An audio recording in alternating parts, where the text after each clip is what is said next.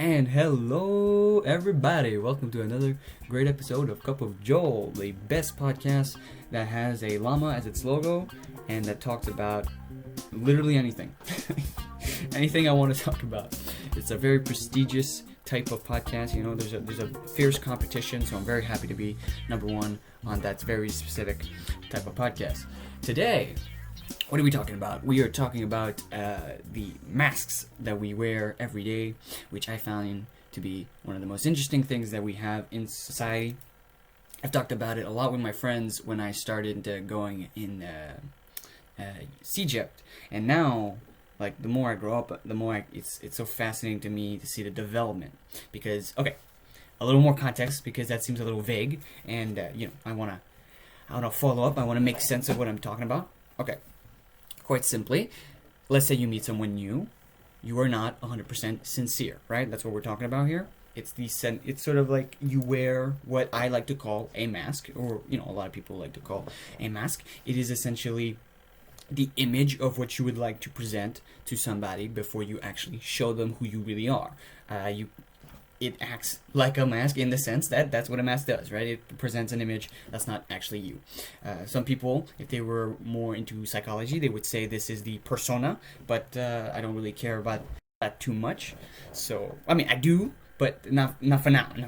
Okay, so here's the thing that's quite interesting. First of all, we all develop it, but it is hard to know if it is taught or if it is inherent. Because if you look at kids don't really wear a mask before, right? Like when they grow up, they present themselves exactly as they are, right? They're defenseless, dumb, impulsive kids. I'm not trying to like diss kids. It's just a fact. Like if you're telling your kid smart, it's like no, not compared to me, well, unless your kid, is a super genius, then maybe he is smarter than me. But besides the point. Anyway, so the kids, when they want something, they say, I want it. When they don't want something, they say, I don't want it. When they find someone, there's this gag in comedy where it's like, you have like the fat woman, and then the kid's like, Mom, is she pregnant or just fat or shit like that? And then like people can be like, my God, how could you say that? But that's the point, is that the kid does not have that filter. He doesn't have that mask. And so you could assume that the kid is being taught by his parents. That's what I would assume in the first look at it, that the kid is learning from his parents to actually hold back what he says, to bite his tongue, right? I mean, to me, when I think about the first time I saw a mask, now, I can't recall the exact time, but I remember like going to places like my aunts or my cousins, whatever, and then my mom would be one way in the car, right? So she would be like, clean your hair, do this, and as soon as she comes out, right, she looks like, everything was super easy. It was a breeze. She's so happy to be here, even though like she was struggling like crazy the entire way to the party, whatever. And so, as a kid, I remember that being, like, really crazy. Or, like, if my mother was trying to correct us, she would have, like, the one face where she would talk to someone, then she would turn to us and have this other face being like, hey, I see you, stop what you're doing, And it kind of grips you. It's just like a surprise attack almost. Anyway, so, there's an idea that it's being taught. And I actually do believe that there's a big part that's cultural. However, I also do believe, to an extent, that we do actually develop this naturally. Because you can also see kids kind of figuring out a bit of this. You could see this in let's say a kid wants a candy, right? Something, or just wants something from their parents. Like, they were obnoxious for like an hour, but then when they finally want something, you can see them be like all the cute, like a cute mode in a sense, where they go, Daddy, what's this? Can I have this, please? And then like, what can I do? I'm not saying all kids do this, but you can kind of see it develop. And the thing is, it's like, parents don't do that to the extent, right? Parents don't go like cutesy and all that to try to get something.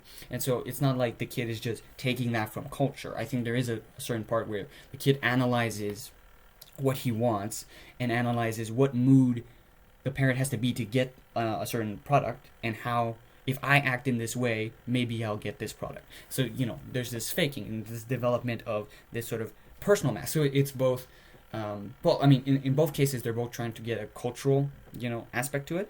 But one of them is sort of the kid is learning by himself. The other one is taught. Anyway, and then after that, we kind of stick with these masks basically forever, right? And they become like a reflex. Like, you could say, I'm honest, right? You could probably say I'm honest as a guy, I'm straightforward. But the thing is that, like, if you meet someone new, there's always going to be a filter. You can't even help it. It's like a natural filter. For example, I try to be, I'm not trying to brag at all, I'm trying to be as straightforward as I can be in my life, because I really do not like to like play around the bush, because it kind of bugs me. It's, I'm a big talker, so I kind of want to like take away all the fluff so we can get to the actual point of a conversation. Anyway, so I try to be as straightforward. Okay, straightforward in the sense that I say what I actually want to say. But the thing is, I know that when I meet someone new, I'm very quiet. And I'm a little more quiet, and I talk about things I don't really care about. Like, I'll be like, how's the weather? Stuff like that. And it's like, even if I know that I want to be more straightforward, I just have this natural reflex to be a little more cautious. And it makes sense, by the way. It's sort of like you meet someone new. It's like unknown territory, and so you put your shield up, right? You get ready to basically, if you don't show your cards, they don't show their cards, and then you kind of look at each other and figure out, are you friend or foe? And then, until then, you don't actually show who you are. It's kind of like, this is the best analogy I like to think of. Imagine you were on a battlefield, right? And you meet your soldier, and you meet another soldier, but you don't know what side he's on, and he doesn't know what side you're on. So you both come in, and you both like pretend you could be either on the Allies or Axis side. Yes, I'm thinking about World War II. It could be any army, but anyway. So yeah, you both pretend you might be on both sides, right? And so you're talking to each other and trying to figure out what side the other guy is, how strong the other guy is. Should I be pretending to be like on his side, or he's trying to pretend to be on mine, and stuff like that. And then once the decision's sort of done, then one of the two reveals their mask a little more, and then the other person gets either dominated or rebels, of course. And shows maybe a little bit of their mask and stuff like that. Anyway, but also in a natural, this actually is a point that I wanted to bring up, is that the thing I found fascinating is, even though we wear a mask, you cannot have a relationship with someone really if you're not slowly removing the mask with time. And you can tell this. This is the thing I found so fascinating. We all have a mask, and we all present this mask, and we all sort of, it starts off with our parents being like, calm down, people won't like you, okay? Or this sort of like, you want to be presentable, right?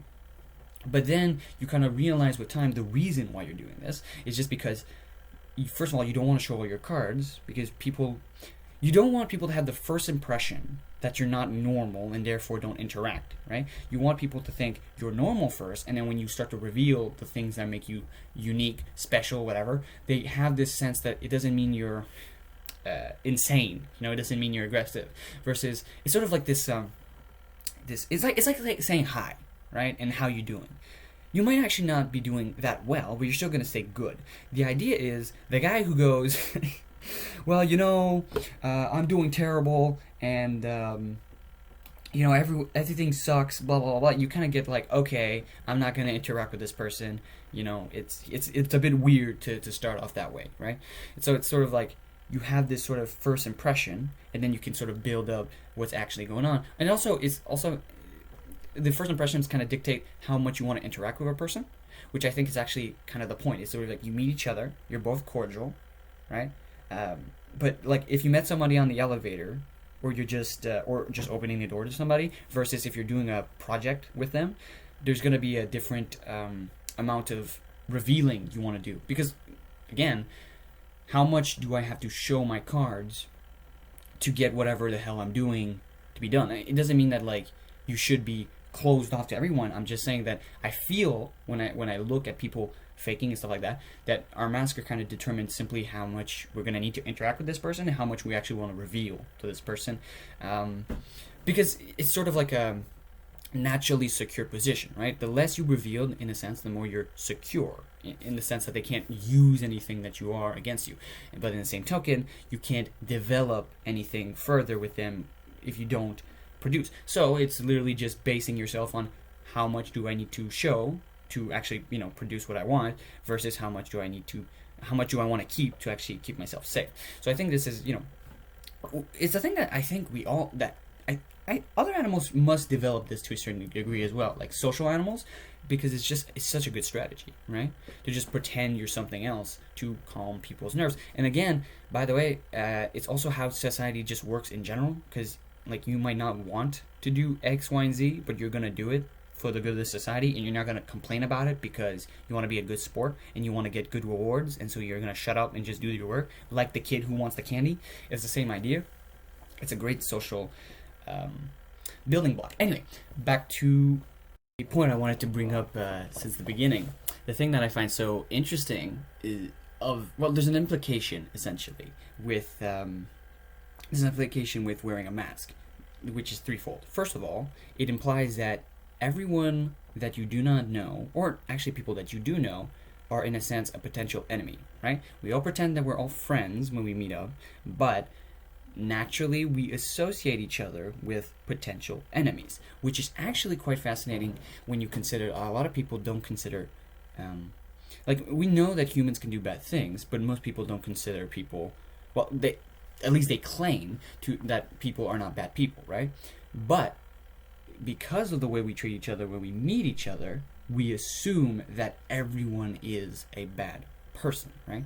To the extent that I don't know you, and so I'm going to assume that you could hurt me. I'm not going to assume that you are absolutely going to hurt me, and that's why I'm interacting with you. So there's a good faith part that comes with the fact of the interaction, but there's the other part of, I think that you might be someone who can backstab me, and I'm going to wear this mask, right? So I could protect myself. And everyone does that. Now, of course, the consequence again is sort of this whole, well, there's a consequences in multiple sections of life, which I think is, it makes me wonder if it was a good idea. See, evolutionarily speaking, it makes sense, right? It would make sense that we developed this mechanism. People that developed it had a better chance to survive because they could gauge who's dangerous and who's not. However, the negative side is very, is pretty powerful. Here's the first one I would say. In relationships, romantic or otherwise, sometimes you really just want to get through a point, and it will take a huge amount of time to get it, to get the point across. For example, this one I think about a lot of my friends, me as well. You have a crush on someone, and maybe the other person has a crush or doesn't, and people just do not get to the point, right? They don't reveal that emotion like ever, right? When if you did, you would get the answer for the other person. Could you imagine? Just imagine a world where two people meet, and then one guy goes, "I'm attracted to you." The other girl goes, "Not me," and then they both move on, right? Because they do this all the time. If everyone was translucid, first of all, you wouldn't be heartbroken every time someone said no, because you just do it all the time. It's like a usual thing. So you go, I like you, I don't, I you, yes, no, and then you can like actually figure out. It's kind of like the Tinder swipe, right? But in real life. So there'd be a lot of that. And of course, I'm not trying to say that it would be that easy. I'm just saying that there's this. Today in our society, it's very difficult to just express, or if we do, it's kind of crude in a sense. So you'll have apps where it's like you don't even consider the person. You're literally like no, yes, and then it's you're literally, that's the thing, is you're not asking I like you as a person. You're saying I like the image of who you are, right? So I'm liking the persona, the thing you present, which again is problematic, right? Because the persona is just this tool that we use to gauge each other and all that. And in a sense, in social media, it's kind of like a bait. Well, no, in romantic apps, they're like a bait because it's sort of like, hey, this is how great I am, and then the person takes a bait, and afterwards you bring them to a date, and of course you're not actually who you are, who you presented on the social media. Big surprise. But on the upside, maybe you're not that bad. That's literally like, that's it. To me, that's how a lot of romantic apps work. It's literally like, hey, I'm not that, but I'm not that bad either. So that's how it works. But in social media, social media to me is probably the weirdest one because it doesn't really make sense what we're trying to do. Like when you show your best life, that is, of course, showing you're using your mask, right? But the thing is like, what exactly you're trying to obtain? You're trying to obtain validation, right? Views and all that. But in the same token, it's like most people don't make money out of their views, right? Most people just get like, well, I guess it makes sense in the sense of dopamine, right? So you get a dopamine hit out of all of it. But in the same sense, like you could do anything else to get a dopamine hit.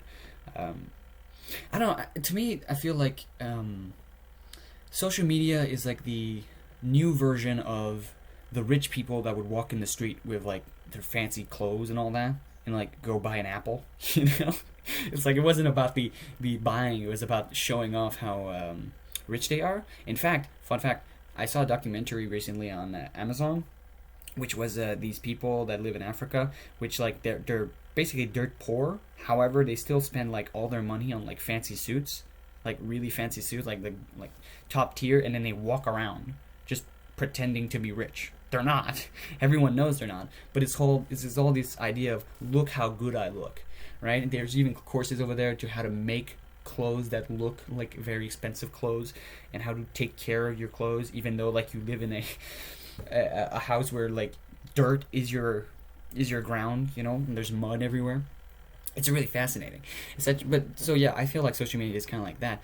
And to me, that's, again, this is the thing, that's why I want to talk to you so much about the mask, because it's so fascinating what we're doing when we're doing this presentation. Because you could say a lot of things. You could say, like I said, the dopamine hit. You could say you're trying to show your dominance, right? You're trying to show that you're the top of the food chain, and therefore give me more power and respect. But here's the thing. It's a lie, and not only is it a lie, it's a lie that everyone knows is a lie. To an extent. I'm not saying that, like, you always tell yourself it's fake. But, I mean, like, for example, the people in Africa, it's like, no, you're not rich, I know where you live. Like, there are people in little villages. They're not, like, in these big towns where, no, they're, like, in little villages where everyone knows your name, right? And, like, they know where you live. You don't live in a big mansion. You literally just have fancy clothes.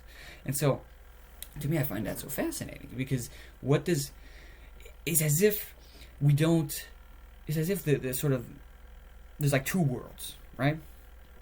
There's the world we built from culture, where in a sense the mask is essentially the equivalent of you, right? It's kind of like your on the internet you have you as a person, and you have your internet person, right? So the internet sort of builds your personality, and you know, the algorithms kind of figure out who you are on the internet, and you have your imprint of the way you interact with the internet. So you have that sort of internet persona, if you will. And that in the world of the internet, it's not you interacting with the internet, it is your internet persona that's interacting, and you're basically just interacting with the internet persona that you have. And so I think, in a sense, your the sort of persona or mask that we wear is in a kind of developed as this character where he's the one who lives in culture, and then you live in every other part of life, right? Which is just so fascinating to me in that sense, because it's like, you know how people say that culture, you know, social constructs and all that. Well, in a sense, here, it's sort of like this construction, this like play that doesn't matter, right? It's like it makes me think. This is a great example. The Queen in England, right? She doesn't do anything. She's literally an image, right? But everyone thinks she's important, right? It's like she doesn't have any power. All she does is pretend sign, right? And pretend to agree with whatever the parliament is deciding to do, right? Like if she says no, the parliament, literally the government says, well, too bad. Like we're not going to change anything about it, and you have to agree. And so. And everyone knows this, by the way. It's not like people in England don't know this. Of course they know this. So there's this play going on, right? But who are they playing it for? Like everyone knows that this is not real, right? So it's like you're not doing this for the rest of the world, because the rest of the world knows this too, at least to an extent. And you're not doing it for yourself because you know it's not real, and yet everyone plays the game.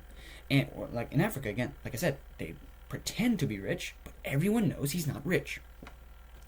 It's as if there's almost like this abstract image that comes out of this, which, now to think about it, it's so fascinating. It's sort of like we live our lives, and maybe we consider them to an extent boring or not, or whatnot, or the way we interact with masks. We have to have this cultural system so that the mask actually work, right? So, for example, the greetings, that's a type of construct, right? We start by greeting each other. We shake our hands. That's not natural. We decided to do that, and we have reasons why we did that. Now, if we don't have a culture to back that up, we wouldn't naturally do it, right? So some people, for example, wouldn't be comfortable with shaking your hand, but since it's natural protocol, everyone shakes each other's hands. Everyone says hi, right? That's how the culture is built in, and we all pretend that we like each other, even if, like, someone could be hugely unattractive and all that, but you'll still have a sort of cordial relation with that person to an extent. I mean, some people don't, but this is besides the point. Anyway, and so we create this artificial culture where we sort of fill in things that aren't real, right, of what's not actually going on, but pretend going on. And because we have this culture, we can all wear our masks to the extent that we wish, right? So again, this would be like you go meet your boss, and then you talk about, I don't know, something you don't care about, and he talks about something they don't care about. But the thing is, both of you have to do this game so that you don't have to actually do any actual interaction with each other, right? You don't actually have to show who you really are, and he doesn't have to show who he really is. And because we keep this in a cultural setting, it's okay.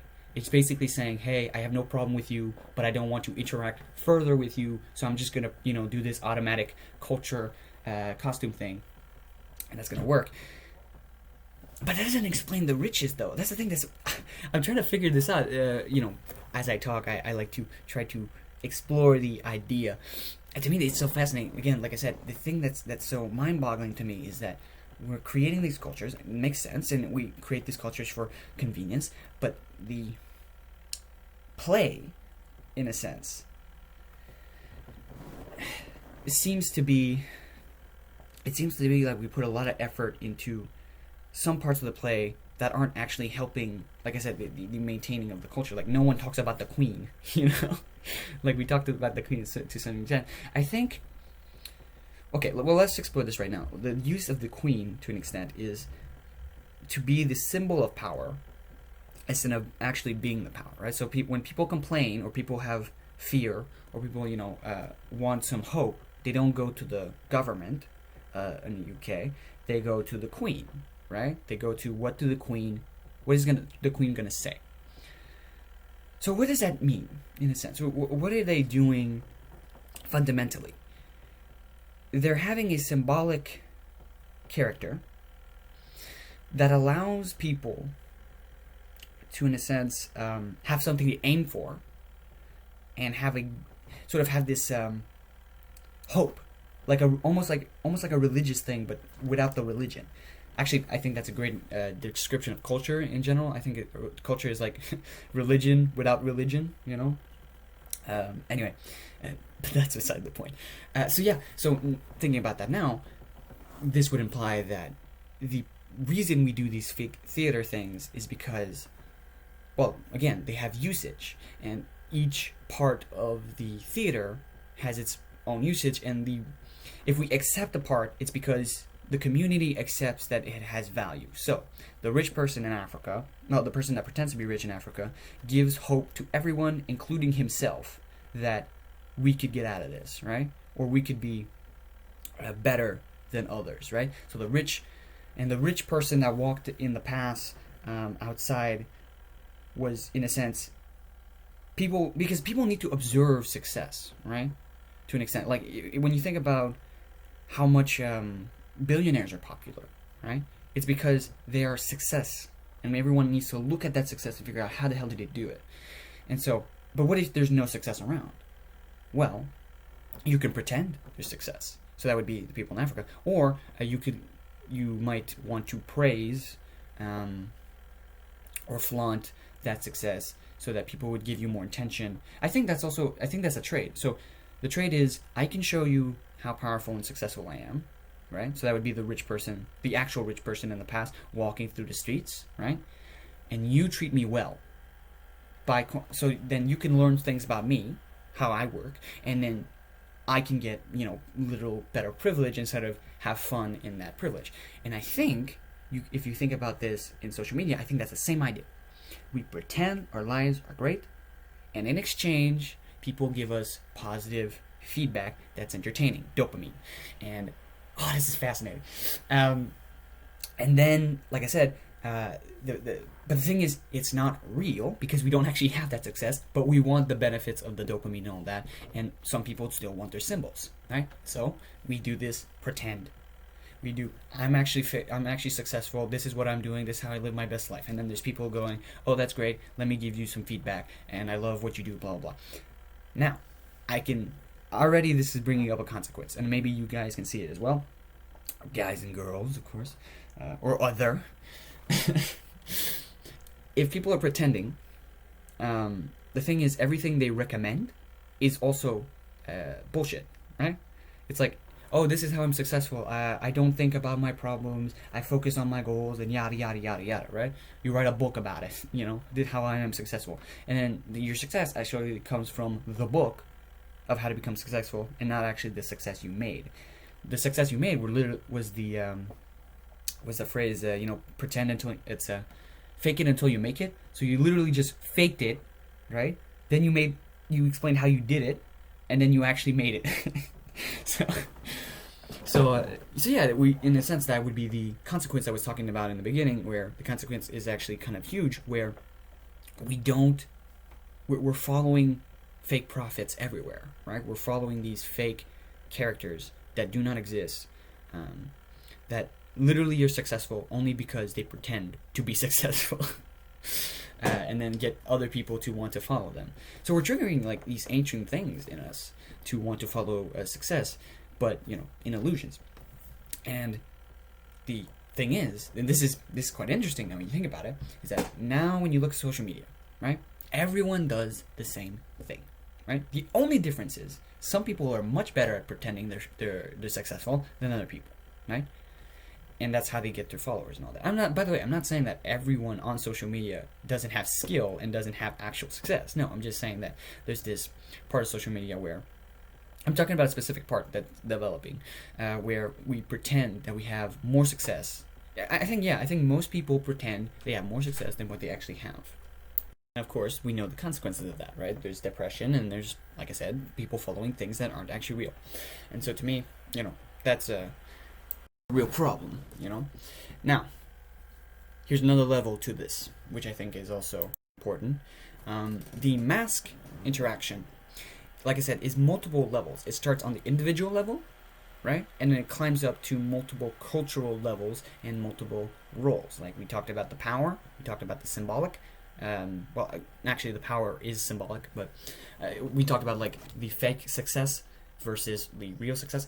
And in any case, there's also this idea that everyone should be happy. Now, that one is interesting as well, because who said that we had to always be happy? No one. And also in culture itself, we know that there is also a glorification of illness as well. And glorification not in the sense that like I'm not anti, like you can, if you're depressed you can talk about it, absolutely, but what I mean is sort of like some people romanticizing things that are not necessarily positive, right? So it's almost like depression is something that is cool versus it is actually a concern that people should care about. And again, here's another presentation of people pretending, but this is the opposite now. It's pretending to be worse off to get attention. Now this time it's not attention, and it's not the same trait. This time you're touching empathy. So you're going, look how horrible my life is going. And this is not just in social media. This is actually, I've seen this in literal friends I had and all that. It's not this validating pains. Is that sometimes you can tell that people have issues, but they're also sort of amplifying their issues or creating new issues so then they can have empathy. It's sort of like everyone has the worst, right? Everyone is living the worst life. not literally, but what I mean is like, oh, look at me, I am a tortured soul, right? The tortured soul, you should feel bad about me, right? But you might ask yourself, why the hell would you do that? Like I said, first of all, it's empathy, right, where people take care of you and all that. But the second part, which is actually kind of arrogant, is the sense that you have been tortured like crazy, right? Like you're the martyr of this generation, and yet you have survived, right? So how strong does that make you? Right, so that's the thing. And I think that's probably, I think all of this is interconnected. And if I'm lucky, I will or skilled enough, I will try to bring this all together in a beautiful little bow. And so here's what I mean. Okay, people are presenting this image, right? We talked about that a lot, in multiple levels. The first one, like I said, is protection. It's the shield. We interact with each other, try to gauge how we are. Then there's also the image of how successful we are, or the bait in relationships. So we do this partially to bring people close, and then get people interested in who we are, before they actually learn who we are, so they don't bounce out before getting to know us. So that would be the sort of the bait. And then the next level is also we show success. And then there's real success and there's fake success, but the people can't see the difference, especially on social media. So what happens is we follow fake people that aren't actually successful, and they become successful because of their pretend success, right? And then what that does is that, of course, then they actually can say we're actually successful, but then people will follow them even more, but for the wrong reasons, and then, it builds this level of fake success. And then again, there's also these symbolic characters where you can, like the queen or whatever, when things are tough, you look at them, and their role is more like, they're just useful. Like, don't get in the way of the politicians. Look at the queen. So there's that. The whole theater. Now, again, the thing about theater is it's not real, right? A lot of it's not real, and so, but also the part of theater or any art form is that you don't, the best actors pretend so well that you can't tell, right? That's how like I said, that's the best fakers, the best the people that can fake being successful but aren't actually successful. Now, if on the internet a lot of people are pretending to be successful and then you're not successful, right? And you don't want to pretend to be successful, what do? You pretend as if your life is horribly hard, right? And then it's like, okay, you're not successful like everyone else. However, you are equal or not, or even more so than everyone else because of how tortured you are, right? It's sort of like, imagine you were having a race and one guy has like a truck chained to his back, right? Well, that guy, if he even gets close to you, like when you're running, then that guy is like a superhero, right? He's like the best of the best. And so everyone can look at him and not only praise him, but also have empathy. So it's literally like double whatever everyone else has. The negative bonus is he can't write a book about it, So that guy essentially pretends as if his life is more miserable to try to convince people that if it is actually as miserable as he says, and he has come out of it, and is like you and I, then therefore he is a successful story. Now, of course, like I said, we're not talking about the real events of people actually suffering and coming out of that. That's great, but we're literally just talking about the personas. And so we have this huge culture of fakeness that is kind of bouncing back and forth. Now, what does this do to everything else? Well, again, the thing about theater or any pretend is you need a place where it's pretend and a place where it's real. But with our generations, the more we go forward, the more things become difficult to see the difference, right? So you have, on TV, there's like these reality TV shows where nothing is real, or at least most of it is not real. You have YouTubers that tried to be, when they started off, they tried to be authentic, and you can kind of see with time, they kind of become corporate, and nowadays, there's a ton of YouTubers that you can see that aren't real at all. Like, they as soon as they start off, you can tell that they're literally fluff. The guys who start off, like the big smile, and I understand there's a bit of hypocrisy in what I'm saying. I own that. But anyway, they come in with the big this smile, and like they go like that, like button and subscribe and blah blah blah, and it's like, bro, you're not that excited about that, okay? And then they talk. They're like cookie cutters, right? And they're all the kind of the same. Hopefully I'm not that, but. If I am, I own that. I'm a part of the great system that is our society. But anyway, so we start to get filtered out. We start having this problem with seeing what's true and what's not. And so what happens when we start having the problems defining things? Well, more mask. It develops more mask. Because again, let's go back to the army example. If I do not get to see who you are and what team you are on, I'm going to keep my mask on. And the thing is, it's kind of like lying, right? If you lie a bit, it's not too bad. But the longer you lie, the more lies you have to add on top. And so that's the same thing for the mask, is you meet a guy, then you have this mask on yourself, right? But the longer you have to wear that mask, the more you have to actually create a personality for this guy, right? Kind of like on the internet, you have to kind of create this character that you are, and then have this more and more developed character. And then, again, you're going to use this character more and more with more people, right? Because, again, you're having difficulty seeing what's real and what's not. You go on the internet. That's why I literally believe that there is a separation between you and the internet, because in the internet it's so hard to see the difference between real and not, that you basically go, and also the consequences of being yourself and then getting like reprimanded, like on Twitter and all that, is so intense that well, everyone wears a mask, a big one, right? A big fake mask when they go through the internet to try to not get hit.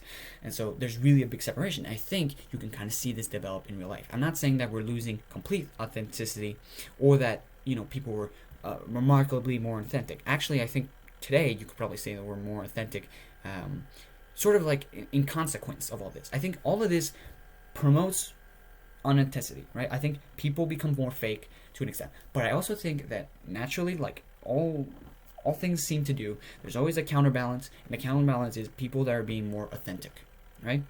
And you know this because people that are more authentic, people just love to gravitate to those people. They're kind of like a safe space, not politically speaking, more like finally someone that seems genuine, right? But again, and this is the thing that's so fascinating, genuine people are what people are gravitating to. So what's happening? New people come in, and their job is to look authentic and not be authentic, right? That's the new level. And it is so fascinating to me, but we can kind of see it if you look at, well, I wouldn't say things like TikTok. I think TikTok is kind of fake still, but you kind of see this in the, okay, like podcasts used to start off as this thing where people could be authentic because they have to talk for a very long period of time, and to an extent that is true. But then you can also see podcasts where people are trying to be unauthentic.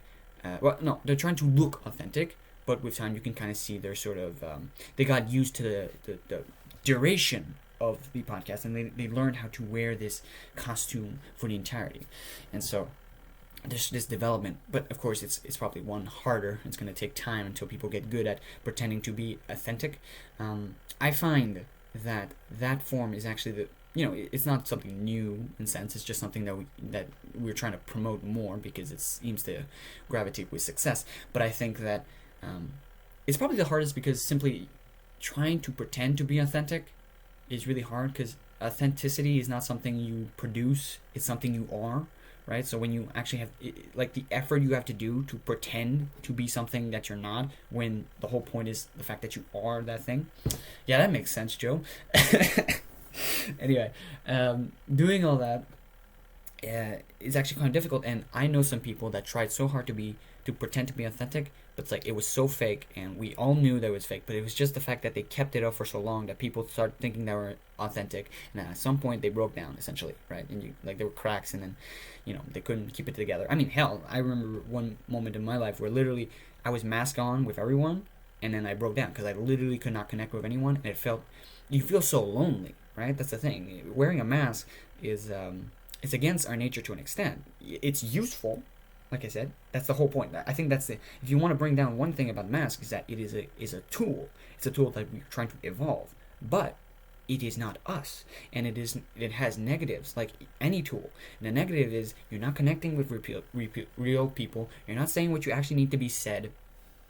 You're not doing what you actually should be doing. The people that are pretending to be successful are not putting time on being actually successful, which is, when you think about it, almost logically absurd, right? It's sort of like, it's the lazy way out, right, to success, because you're pretending, so it's faster, but it's also negative because you're going to spend so much time pretending to be successful, like a pyramid scheme or whatever, and at the end of the day, if people finally figure out you're fake, you're left with nothing except your ability to be fake, right? And so I would recommend trying to work on being actually successful and actually being genuine and all that. And but who am I to give advice? Anyway, so we developed this whole. It's a tool and it has negatives, and we sort of disconnect from each other when connection is probably the most important. With the internet and all that. But I think it's the irony, I think, of all this. We go on the internet to try to connect with others because there's not enough people around us. And then what happens? We are not connecting with anyone because when we leave the internet. Just like in the internet we wear a mask, therefore we can't connect as much, right? It's like when you're playing a video game with someone. You're not, you're your video game self. You're not yourself, right? And then when you leave, you kind of keep that aura of this persona. So basically, you're not connecting with anyone else. Your family asks you how you're doing. You say fine. You don't go into it, and stuff like that. And so at the end of the day, you feel more alone than ever before. And that's sort of like where people either want to leave everything, right, disconnect from everything, or just there is, like I said, this bounce back where people try to find genuinely people that are real. And so anyway, that was my spiel about masks. I just find it so fascinating, and as you can see, I try to learn and develop things as I'm going along. I don't have a text for these guys. These are things I think about beforehand, of course, but to an extent, I do like to explore these ideas, and hopefully you enjoy the exploration with me. And okay, once again, a few pieces of news. A person in my life who has been a great follower, shout out to him, has told me that he wants to see my face, and I get it, but to that follower, I'm telling you, you gotta have to give me some time, alright? Here's a moment of genuineness with you. I love doing this. It's really fun, but I still have a bit of anxiety, with doing this format and all of that. I used to write things instead of projecting them in thought, and because I prefer talking. I used to do that at work, but anyway, to the extent that I was very nervous starting this. I love it though. I'm like having so much fun doing it, but it will take me time until I show my face. Probably around 7th, 8th, or 10th episode. We will see. I hope you enjoyed it all. If you have any comments, please let me know. And this was another great episode of Cup of Joel. And this was me, Joel.